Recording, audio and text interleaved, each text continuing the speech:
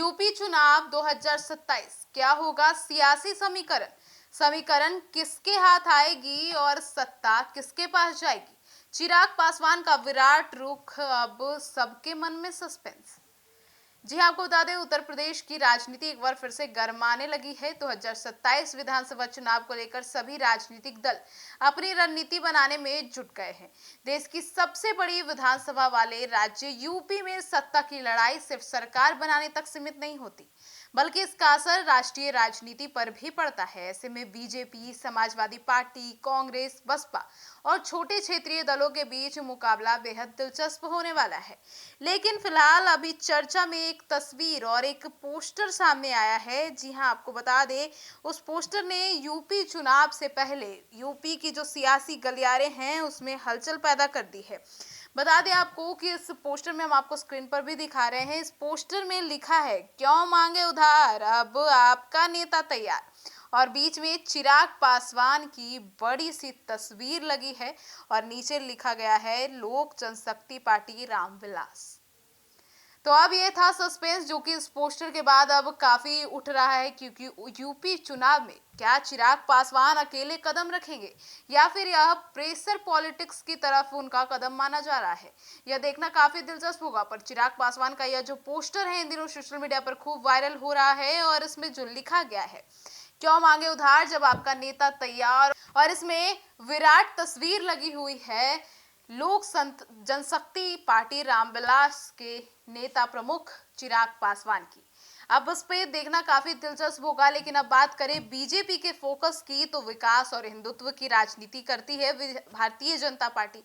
अब यह देखना काफी दिलचस्प होगा कि एलजेपीआर यानी कि जो चिराग पासवान की पार्टी है, यह यूपी में अकेले चुनाव लड़ती है या फिर यह कहीं ना कहीं उनके जो बाकी राज्यों में साथी हैं बीजेपी और तमाम एनडीए के दल, उस पे प्रेशर बनाने की कोशिश है कि उन्हें भी कुछ मिलना चाहिए। अब यह देखना काफी दिलचस्प होगा। लेकिन यह जो प्रेशर पॉलिटिक्स का खेल है जो फिलहाल चिराग पासवान ने खेलना शुरू कर दिया है अपने इस पोस्टर के जरिए, यह काफी दिलचस्प है। अब भारतीय जनता पार्टी की बात करें तो वे लगातार तीसरी बार सत्ता में वापसी की तैयारी कर रही है। मुख्यमंत्री योगी आदित्यनाथ की अगुवाई में बीजेपी कानून व्यवस्था, एक्सप्रेसवे, निवेश, धार्मिक पर्यटन और हिंदुत्व के मुद्दे पर चुनाव लड़ सकती है।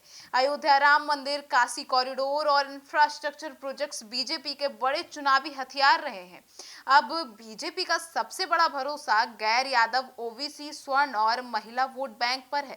पार्टी बूथ स्तर तक संगठन मजबूत करने में लगी है। साथ ही अपना दल और निषाद पार्टी जैसे सहयोगी दलों को साथ रखकर सामाजिक समीकरण साधने की कोशिश कर सकती है। अब बात करते हैं समाजवादी पार्टी की चुनौतियों की। तो अखिलेश यादव के नेतृत्व में समाजवादी पार्टी बीजेपी को सीधी चुनौती देने की कोशिश करेगी। सपा का मुख्य फोकस यादव, मुस्लिम और युवा वोटरों पर रहेगा। बेरोजगारी, महंगाई, पेपर लीक और किसानों को मुद्दों को सपा जोर शोर से उठा सकती है। अगर कांग्रेस और सपा का गठबंधन होता है तो मुकाबला और कड़ा हो सकता है।